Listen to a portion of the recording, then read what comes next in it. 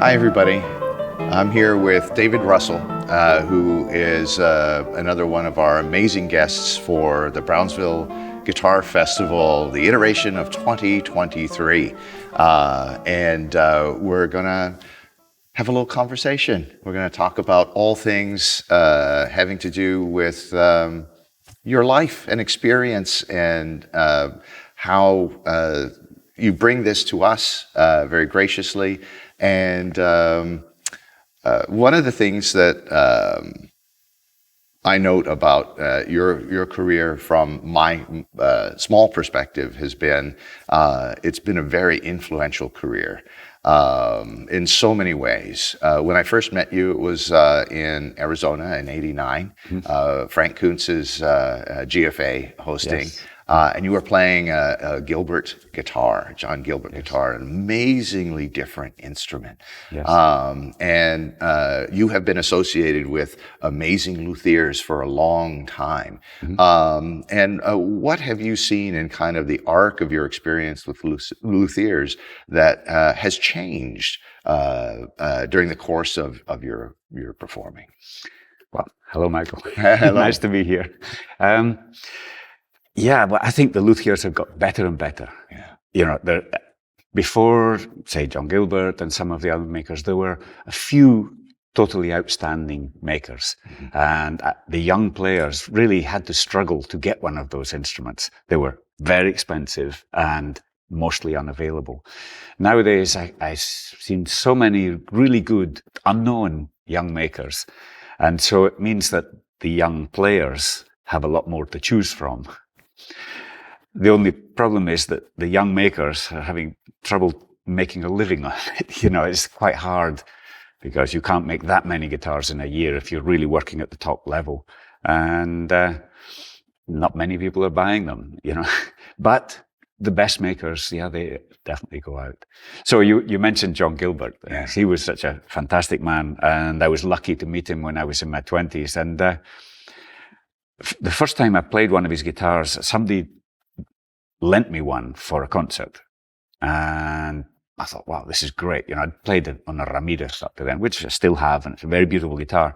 But John Gilbert guitar was so different, and it was bright, and it was a bit like driving a Ferrari. Yeah. You know, it's Powerful. You know, like, Very yeah, that's powerful. right. And really almost too bright, but still you can temper it, take care of it.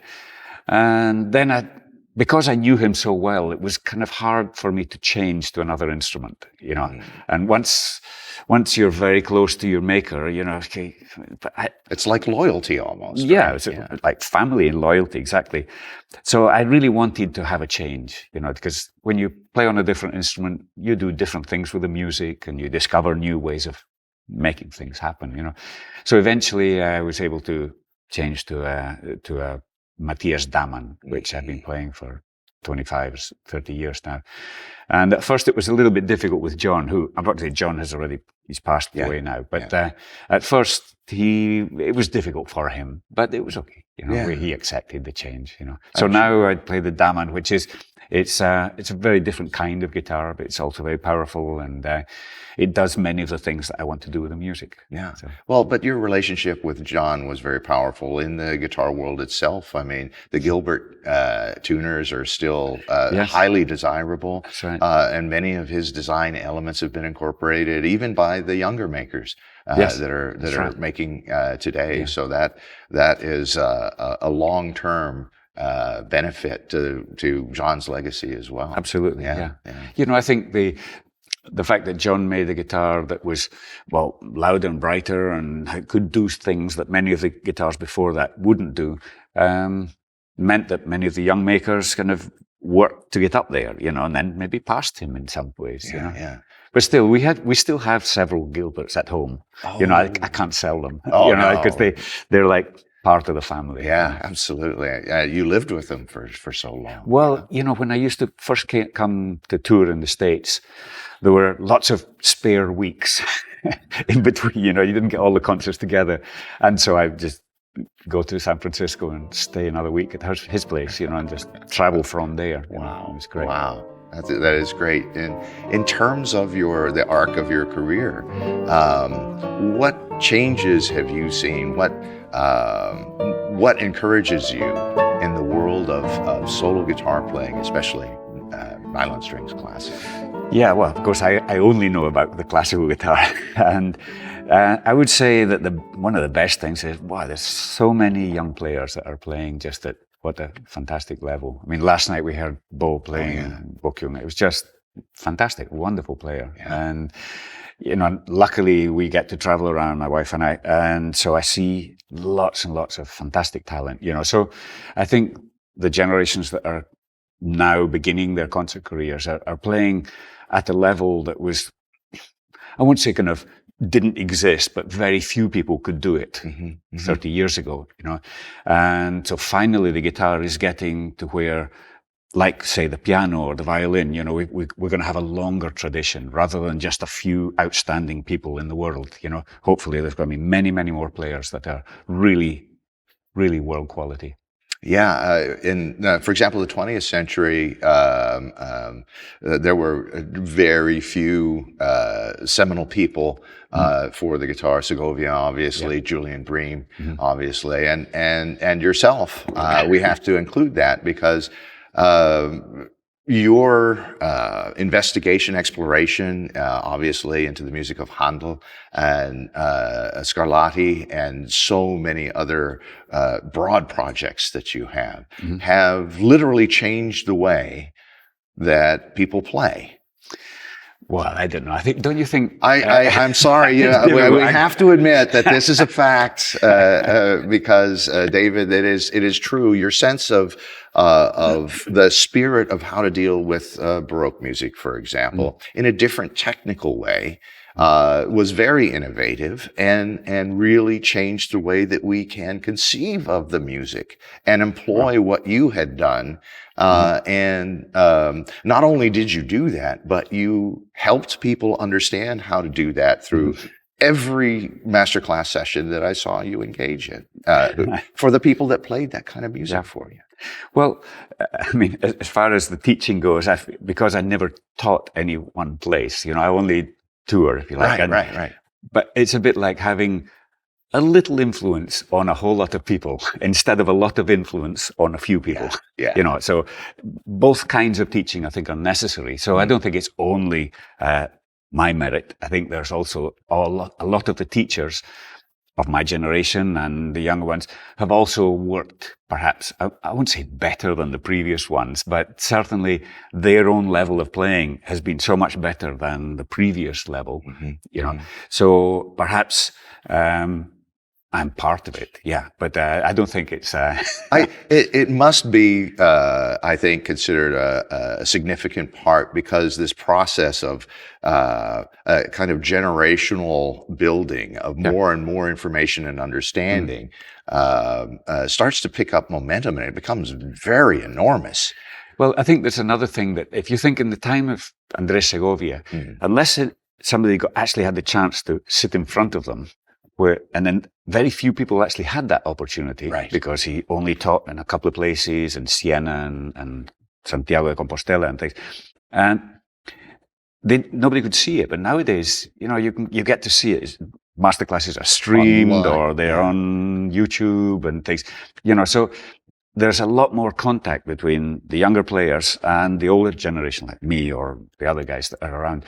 So in some ways, the learning process is quicker, and it's not that we have secrets that if you don't do this, you won't play, but certainly people are able to see what we're doing and then build on that, whereas before, I got 2 opportunities to sit in front of John Williams when I was a student, and I can't remember a word he said to me.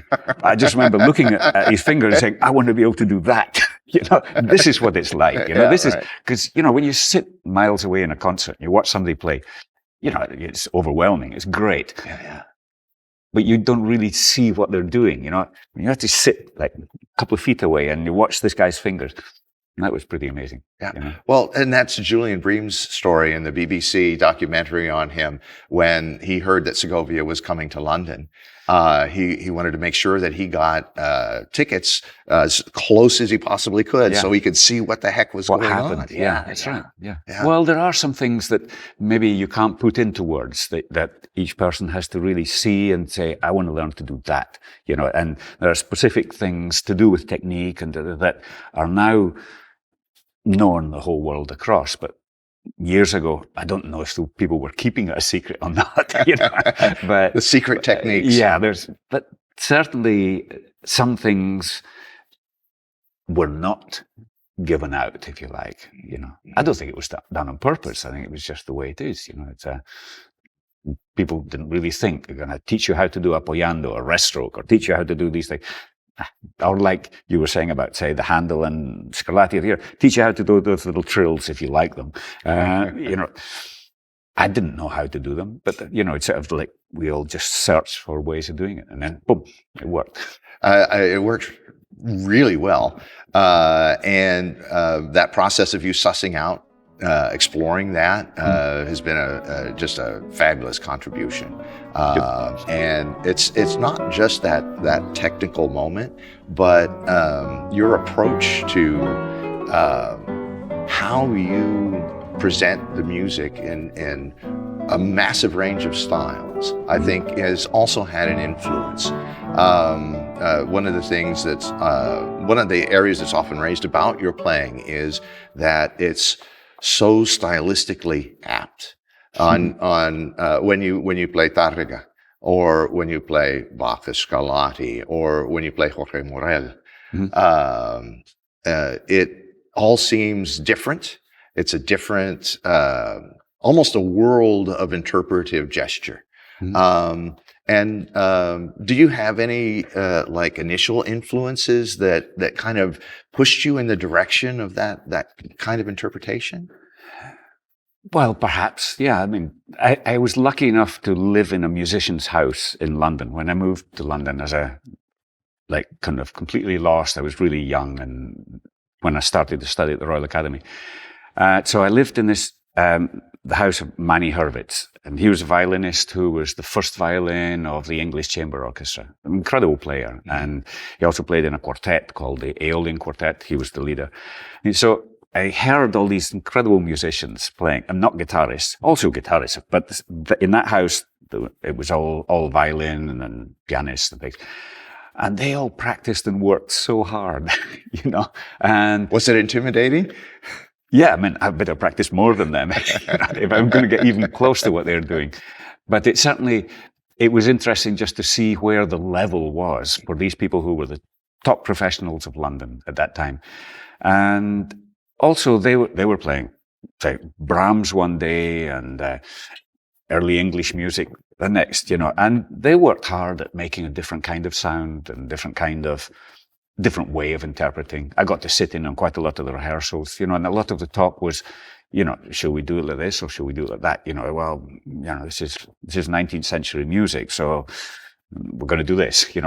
I didn't even know what they were talking about. I was way too young for it. But at least, certainly I appreciated the amount of work they did in their musical decisions, So hopefully I could apply some of that to my own musical decisions when I'm learning a piece.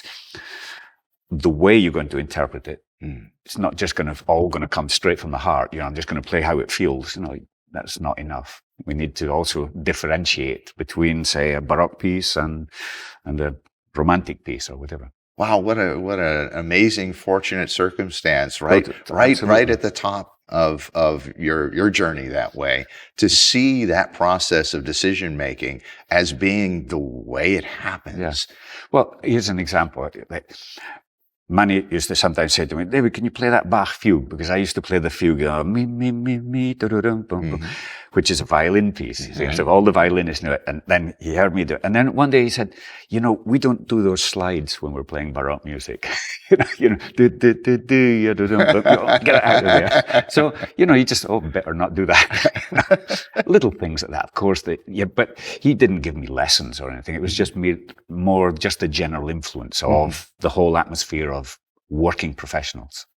Yeah, well, you're immersed in that. That's going to have a powerful effect. All those small behavioral changes associated with the music making. It adds up, right? Right. Totally.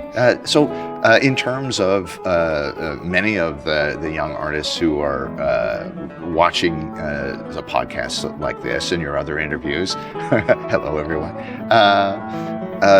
What kind of advice at the outset do you have? Would it be to immerse yourself with other musicians rather than guitar, or all of the above? All of the above. You've got to do it all. I mean, we are guitarists, so we're generally going to be doing on our instrument, and there are a lot of things that, say, the violin can do that we can't, but there are a lot of things that we can do that the violin can't. So let's take our good things and search for the things that makes a piece sound good on our instrument. You know, if you say, oh, this piece originally it was written for the flute, so let's if you copy the flute, you're always going to be a bad imitation. You're never going to do it anyway. It's not going to work. So you want to listen to the things that make it sound good on our instrument. You know, once you're doing a transcription and taking music from another instrument to yours, it's for your instrument. You know, say a cello piece or something like that. You know, because when we talk about Bach, we're obviously talking usually about pieces that were written for an instrument that's not like the guitar directly. You know, even the lute is different. Absolutely. You know? I mean, it just happens to be plucked, but what comes out is so different that the interpretation is really going to be different. So I would say, you know, make it sound good on the guitar.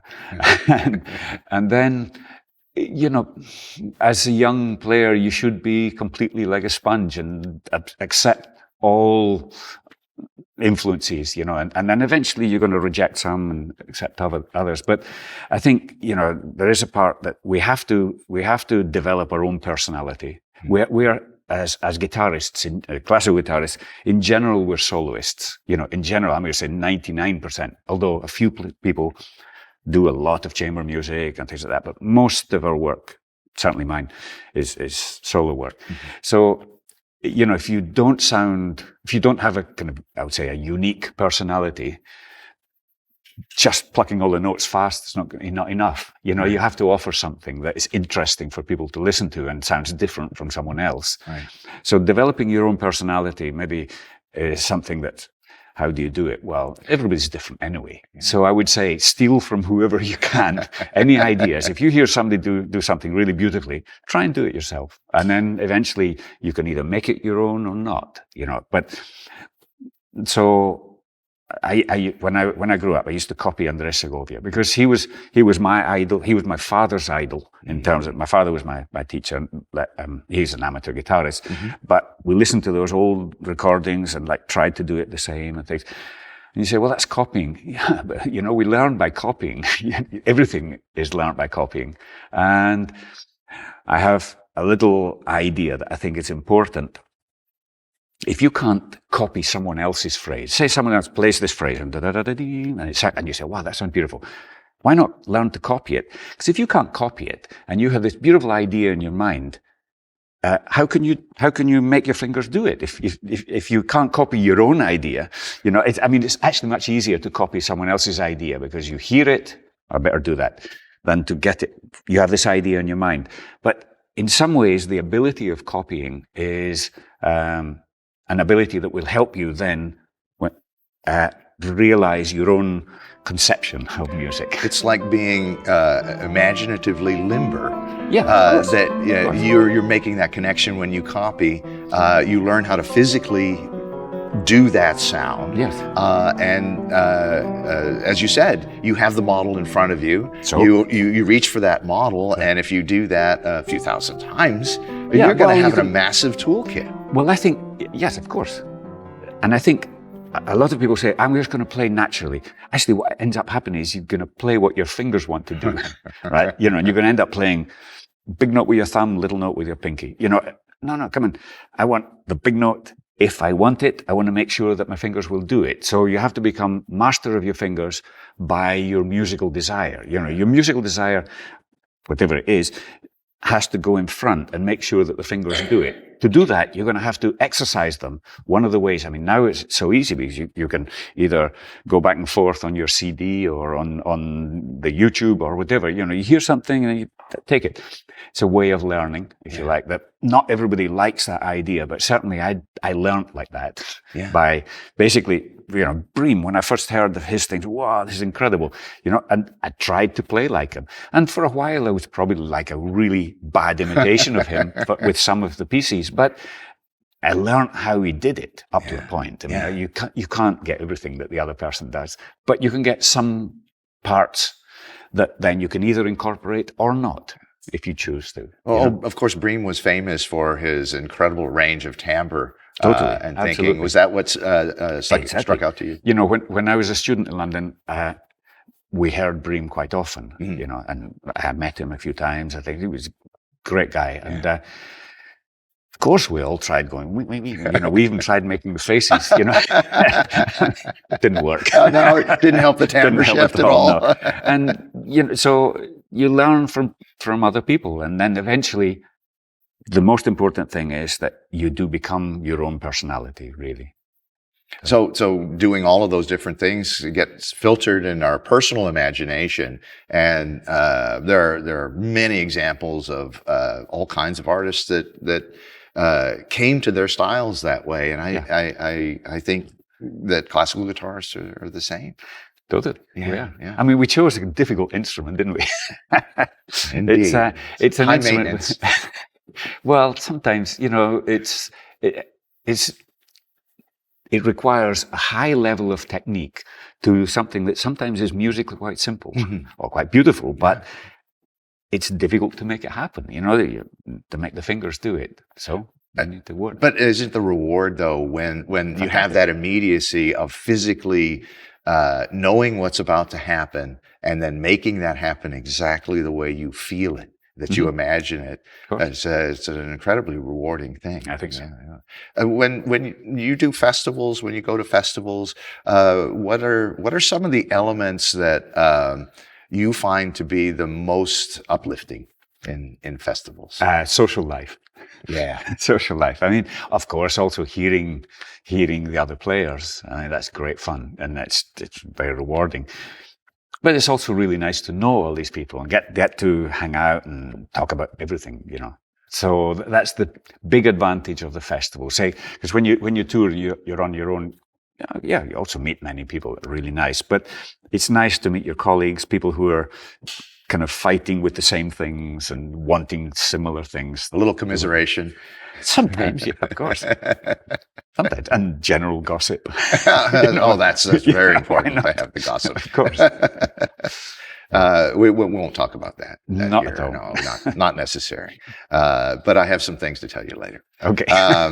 And in terms of your travels and festivals, what are some of the elements that you find most successful in that kind of convening? What do you look forward to besides the social elements in festivals? Well, do you mean like in repertoire, or do you mean in? Yes, if you discover more repertoire, or well, it's not only in general festivals, in guitar festivals, but also just in your general career, if you like. Searching for a repertoire that is unique is also an important part. It'll help make you be slightly different from the other people. If you have a few pieces that they can't hear anywhere else, or they maybe can, but they won't hear that often. And so if you discover a new piece that maybe has been written recently, or some old piece that's been in a drawer for years, or a new transcription that you may do, that helps it helps distinguish you from the others, right? Obviously, for the students that are at college or at university studying and things, they have to cover the whole repertoire, because they have to be complete guitarists, if you like. And eventually, from that, they'll discover the kinds of pieces that they do better and which ones are more successful when they play them in concert. And then from there, they should be searching for pieces that other people don't play, rather than playing the pieces that we always hear. Because I think the guitar has a huge repertoire. I mean, more than we're ever going to learn in a lifetime. So we can't really complain that we lack. I mean, only the piano really, and maybe the organ, well, the keyboard, only the keyboard has more than we have in terms of solo repertoire. So, we can't complain about that. The only thing is, we often don't hear a large repertoire. In concerts, we often hear the same pieces. Mm-hmm. I must say, not so much now. I'm going to say maybe 20 years ago, we heard the same thing again. And all the young players were playing the same thing, because these are good competition pieces, so you hear those again and again. Now, I think we do hear a larger range, and people tend to search for the kind of pieces that they play better, and hopefully that will make them more successful. How can a young performer who has ambition as a regular performer on stage and in public, how can a person like that seek out those compositions and that music? Maybe they can hopefully have some pieces written for them. If they find a composer that they like, or, the composers, obviously the very well-known ones are maybe less accessible, and maybe it's harder for them to get. But there are young composers that are writing stuff that there's a huge, wide range of pieces that can still be transcribed, that haven't been transcribed. And so I would say do that. Find pieces. For example, in the 19th century, there are still guitar pieces that haven't ever been played or hardly ever been played. You would say most of the really good ones have been and already are presented. But once in a while, we'll hear an unknown piece by Sord, or an unknown piece by Giuliani or something. Or, like tonight, I'm going to be playing a piece that nobody's ever heard. It's like even his name is unknown. And he's from the 19th century. How did you discover that? Well, this Italian friend he's a kind of person, a guy called Filippo Aranati. He enjoys going into vaults and looking through the stuff. And so he has quite a few pieces. And so I heard this other friend said, he's got a piece that you might like, So he sent me this piece by a guy called Lackenbacher. And it's a set of variations, and it's really good music. Nice. It's kind of Viennese, the same time as Giuliani, more or less. So that guy must have been an amazing guitarist who just didn't become famous. And very good composer. So there must be some more of his, because I have two of his pieces. The one that I play is the better of the two, but there will be some more. And some years ago, nobody knew Merz. I wasn't the very first one to play him, but when I played him, I think David Leisner knew that. Of course, it's not that he was completely unknown, but Merz was it Regondi. Nobody played Regondi. Now he's famous. So there will be more that will appear. So then, just to continue before we start this, then in the transcription thing, there are not only Bach and Handel and Scarlatti. There were lots and lots of composers at that time that were really fabulous and maybe not so well known. So there's a big range of works that can be transcribed that will work very well. And your story reminds me of the late Matania Offe, who was a publisher who liked going into vaults also, and exploring and making those connections. Oh, I heard about so-and-so who has this music or a manuscript that nobody knows of. That's right. So maybe there's an opportunity for some publisher out there who likes a slightly dustier life than some of us to go and make those explorations as well. And do you think there would be locations that might be more fruitful in those kinds of discoveries?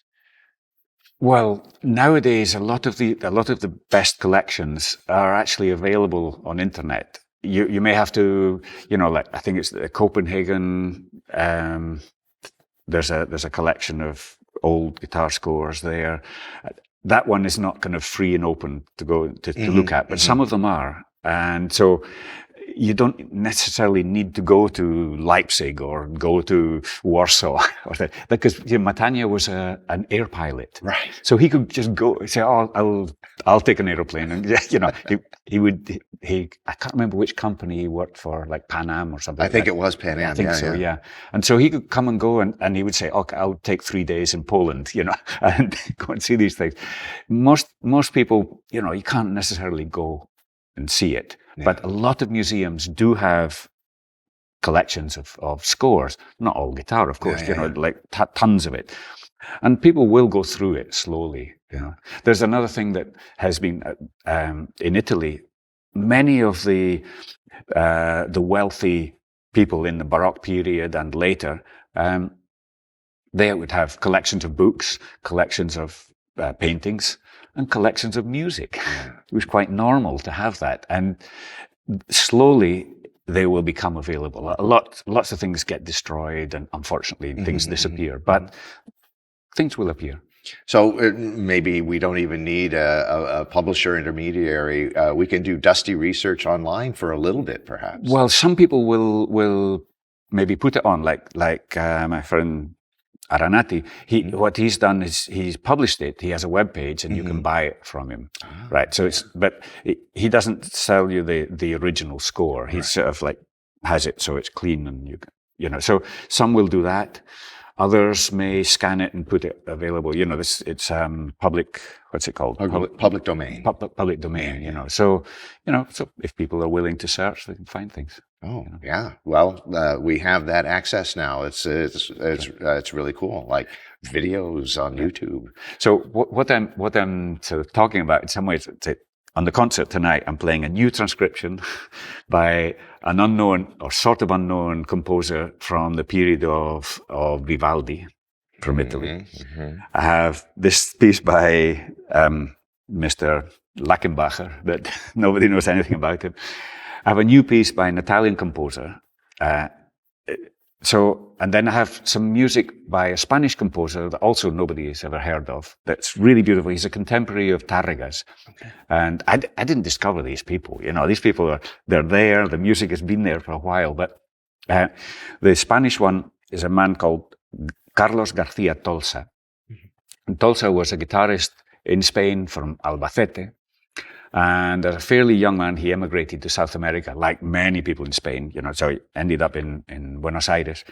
And there he did other jobs, but he also ran, it's called like a Spanish bandurria group, Tuna.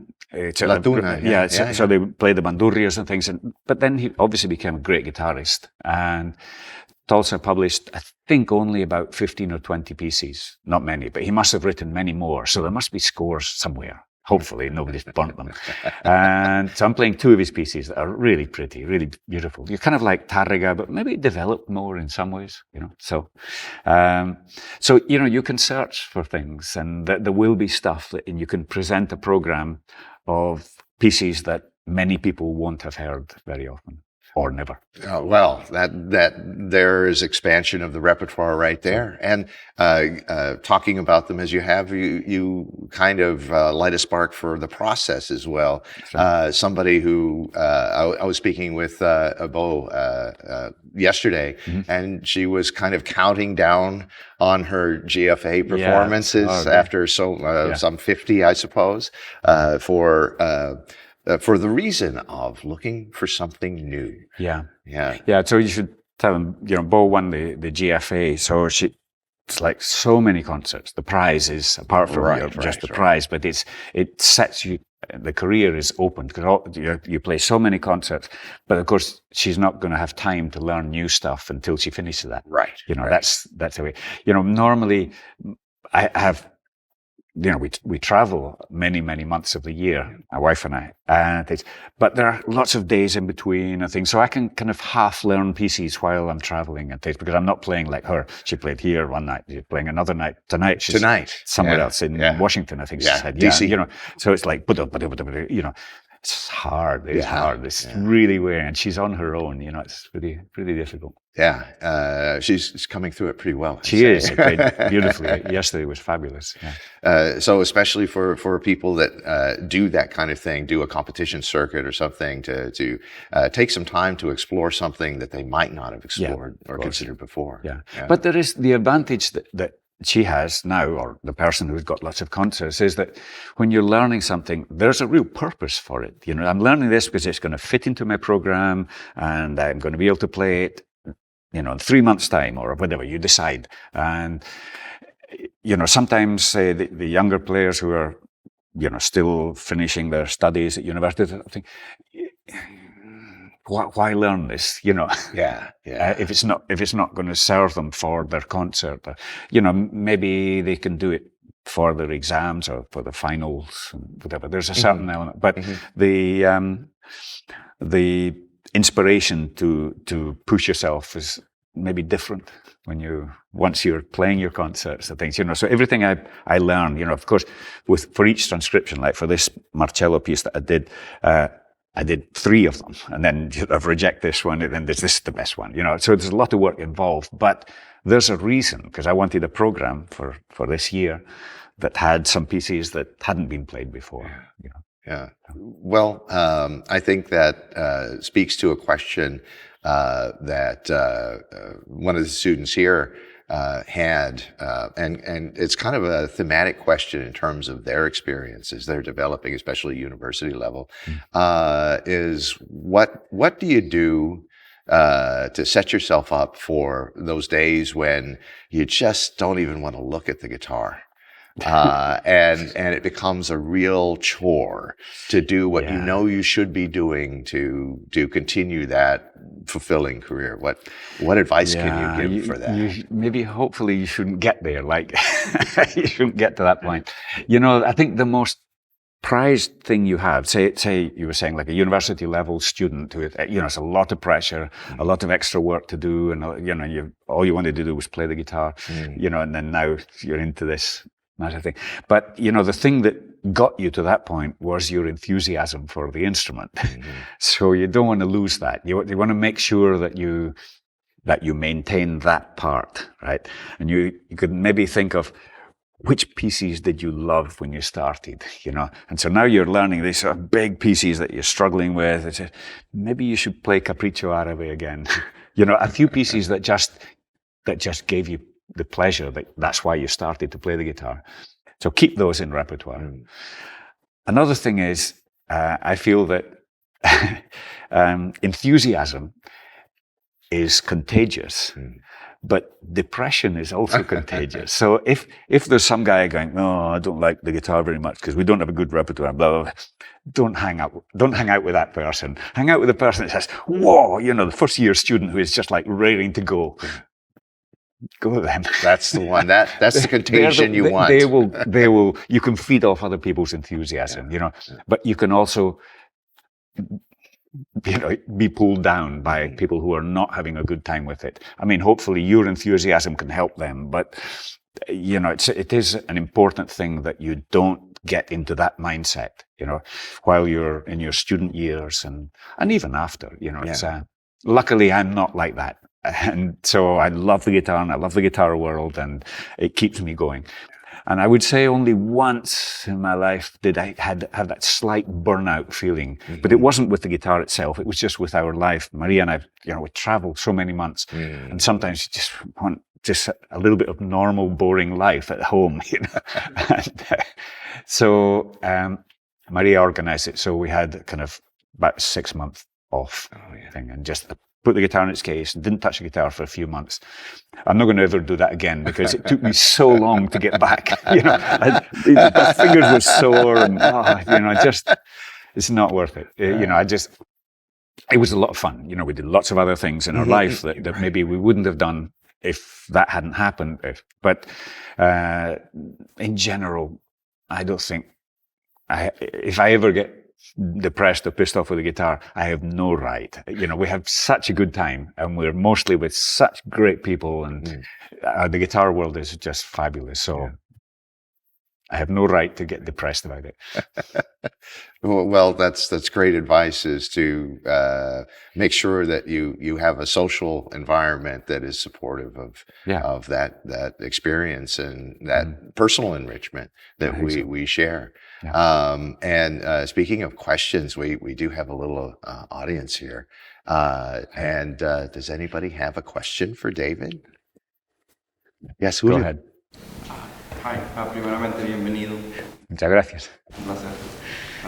As an educator, ideally we would want all of our students to have this desire, passion, and love for the guitar. But as you may have already experienced firsthand, we don't always have that ideal students. In your experience, what advice would you give us as educators that may have that one student or maybe several that may not want to be entirely in that guitar class?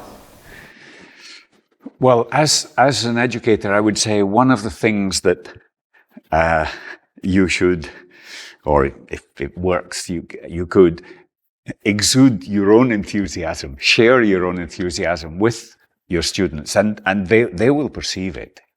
If you are a frustrated teacher, they will also perceive that. No matter how much good information you may give them about how to do it or about the music, it's actually better to simply exude enthusiasm or excitement, and the joy that you get from the guitar and whatever, that will pass to them.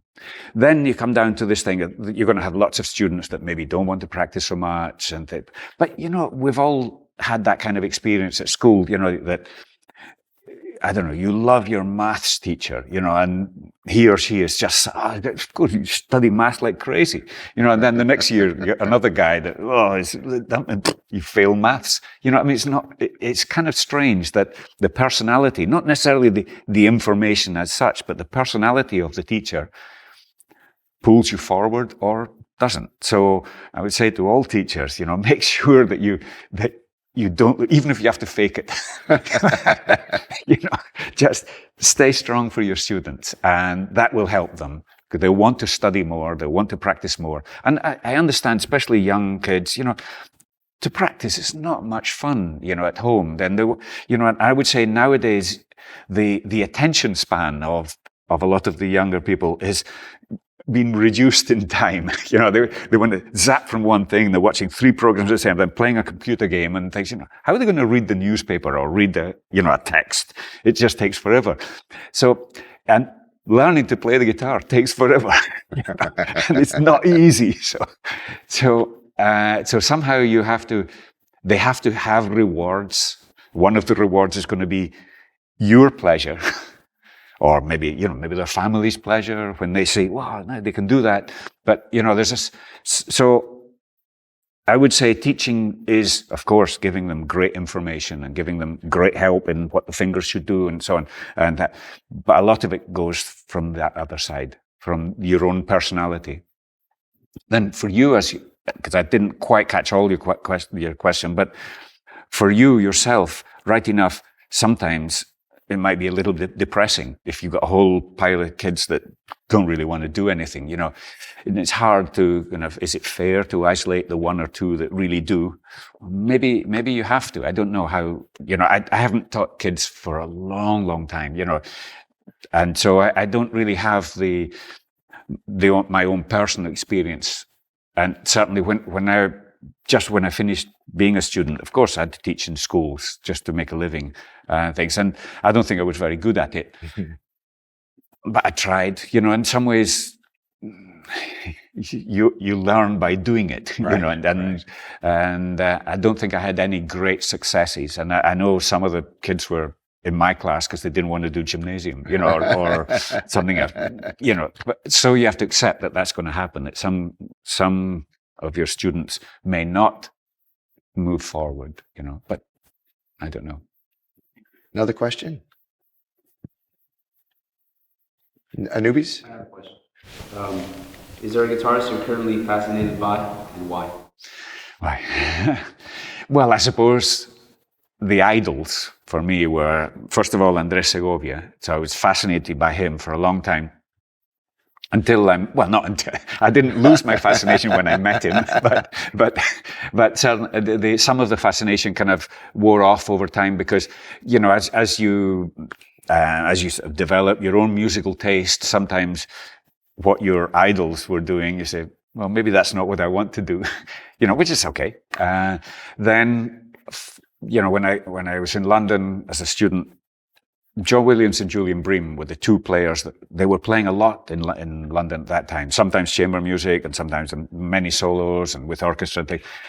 So they were almost like 2 kind of opposites that you could say, I want to do that and I want to do this. There were certain things that Bream did that were just extraordinary. But his technique, he fought with his technique. He was never comfortable on the instrument. I mean, he was very good, but in comparison, John Williams was just totally extraordinary and still is. And, you know, he's 80 something, you know, he can still play really well. He doesn't play very often at all now, but his technique is just so natural and so easy and things. But, you know, he could play the chaconne when he was 8. So, you know, he'd resolved many of his technique problems when he was a little boy. So he didn't spend his youth kind of just like, I'm going to try and get my fingers to go fast enough. You know, it didn't have to go through that because he'd resolved it earlier. But it was extraordinary just trying to learn purely from the technique side. You know, I want to be able to do that. And to be able to see him in concert playing just amazingly well again and again. Bream was much more variable. He had good concerts and bad concerts. Not bad concerts, but bad bits, you know. And his concerts were always exciting because you just couldn't stop watching him. You know, you never got bored. And he just, like, every phrase and things, he would not leave it untouched. He would do something with it that you wouldn't expect. So in some ways, yeah, those people were fascinating for me as a growing up young guitarist. What about imaginarily? Like, for example, did the idea of Targa or Barrios does it ever pull you forward, or maybe another musician that you didn't see? Well, because I lived in a violinist house, I used to love listening to Chrysler and Jascha Heifetz and the great old violinists of the past. And Yehudi Menuhin was in that house a few times and things, you know, so you know, he was a neighbor, you know, and things. And so these people, yeah, they were pretty amazing, but only now we have YouTube and you can actually just go and watch Heifetz on, but then you couldn't, you know, you had LPs. So I listened like crazy to that sort of music because that was what was going on in where I lived. As far as the old, I was never really into the historic side of the guitar, except when I did a recording of all the music of Tárrega available at that time. It's double CD. And so when that happened, yeah, of course I studied about Tárrega. But even that, nowadays, you can find like 15 or 20 books about Tárrega. You know, many people have spent a lot of time working on discovering where he played, when he played, what he did, where he lived, and things like that. So at that time, you only had, there was one book by Pujol, and it's kind of like a pupil writing about his beloved teacher, you know. So, you know, it's not really a historic thing. I mean, it's very interesting, and it's in English. You can get it in English or in Spanish. I'm sure you speak it. And it's interesting if you want to know about Tárrega to read that. But that was about all we had at that time. And I certainly wasn't a historian. Then I did a load about Barrios recording, one CD. And yeah, that was interesting to discover who was this guy Barrios. But we had one book, it was Rich Stover's book. Right. And that was it. Nowadays, there's much, much more about him. And so if somebody wants to go and study in depth, you don't necessarily have to go to South America and find the places. You know, there's a lot of stuff already published that you can discover. So in many ways, the people that have really spent a lot of their life researching these people, they're the ones. I'll play the music and read the other books to learn about it. Simplified a few of the steps. A little bit, yeah. Well, you can't do everything, I think, you know, so you choose. But as I say, I'm not really a historian. I'm totally not a historian, but it's really good if you are going to play a piece. It's really good to know something about that person's life. I think it just pulls you towards some musical decisions, perhaps, that you might not make But I mean, what would you do if you discover that they're complete idiots that you would hate to know? Then you won't go play the piece. You want to hope that you're going to really like them when you know them. Well, David, thank you so much for sitting and sharing your life in music with us. We're so looking forward to your concert, and we wish you all the best for all of your future endeavors, philanthropic, musical, as a mentor, not just to the students that you teach, but genuinely to the world of classical guitar players. It's greatly appreciated, and it's a rare and wonderful opportunity to have you here and to have you share all of that with us. Thank you very much. Thank you, Michael. Thank you. Great. Just out of curiosity, is there any other styles or types of music that you're particularly interested in outside of what the classical world has to offer? The simple answer would be terrible just to say no. No. I'm very classical in the sense that my tastes are very much in the classical music, general classical music, not only guitar, of course, but because it's what I do, and so I'm like as much as I can. That's where I stick my head in and go with complete focus, concentration, and enthusiasm in that world. It doesn't mean I never listen to anything. I love flamenco and things, but I don't play it at all. And then outside the guitar, we have, with my wife, we have a huge life as well. That's our own kind of other things that we do, rather than other things within music. So. Our pleasure of doing other things is more, we step aside from the music and then we go into things like sport and lots of other things, So anyway, it's horrible to say the answer is no. That's not really true. It's not that I don't like other kinds of music, but it's just my tastes are generally, if you look through what CDs we have at home or things, you're going to find 90% is classical music. Well, maybe 80%, maybe 10% is folk music, because when we travel around, it's kind of nice to pick up CD from, from Sri Lanka or from Thailand or something of what's the folk music? What does it sound like? And that's interesting, But okay, there's another question. One of the gratifying things on the instrument is that it's the potential for self-realization, and in that process we have to build a map. We have to kind of find how we're going to get there, and we have wonderful resources that you've mentioned with the community and festivals such as this one, the research potential of going through archives, great teachers. We're finding a way to understand ourselves in the instrument, and you said yesterday if you hear it, you can start finding your way towards the what you imagine, the concept that you're building in the imagination that you may not see around you. So you have all these great examples, but eventually, and you exemplify this, staying enthusiastic in the continual investment growing on this instrument. So my question is, what in building your map has happened outside of where you realized it in yourself distinctly in your process, in your imagination, yes, with the influences around you, but where you discovered the self-realization of your sound and the magnitude of what you create? So the question is, with all the things you understand as resources, external and internal, how do you build that personal map for what you want to do as an artist? I think, you don't build the map and then follow it. The map is made after you've done the road, after you're walking around and, oh, look, there's a map there. It's like, I don't think you can plan it out. I think it happens the other way around. Like, you're walking down the road and you meet someone and something happens, and then you're there and you go turn up somewhere and boom, something happens in your life. So you go there. So then you look back and say, yeah, look, there's a map.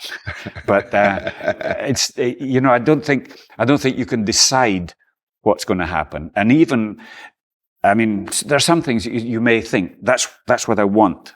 That's what I'm aiming at, It's a process to get there. And when you get there, you find actually it was further.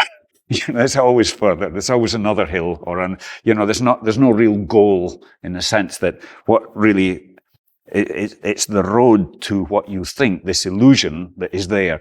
The road itself has to be fulfilling, right? And you're not going to suddenly kind of get somewhere and say, I'm fulfilled. It doesn't happen. And it's more make sure that the steps in getting there are fulfilling. They are giving you what you are hoping for, and there are little moments of, like you're learning a piece of music and then, whoa, I can play it now. Okay, I suppose that's a moment of fulfillment, but it's rather, it's gone because you want another piece by the next day, So, I would say just make sure that, or at least I think we make sure, my wife and I, that, yeah, we have certain things that we kind of would like to do, but if you don't enjoy the process, then it's no point. I mean, the process, just the work itself is difficult, if you like, but it's satisfying, So I'm not sure if I'm answering your question really, but more or less that would be the way I would see it, Okay. So, in Spain we live near to a city called Santiago de Compostela. And there's a pilgrimage to Santiago that's existed for 800 years. And yeah, arriving to Santiago is really important. Maria and I we've done the Galician part, which is the last 200 kilometers. We've done it, well, she's done it 8 times or 10 Camino? times. Yeah. And I've done it a few times. And, it takes you a week, to do that bit, takes you a week of walking. And when you arrive, yeah, it's super satisfying. And then the next day, I want to walk some more. The walking was actually the good bit. I mean, of course, the arrivals are always good, and so achievements are always great. But the work towards it, that's got to be good. Okay. Thank you all very much, David. Thank you. Thank you for having Great me. pleasure. Great. Fantastic.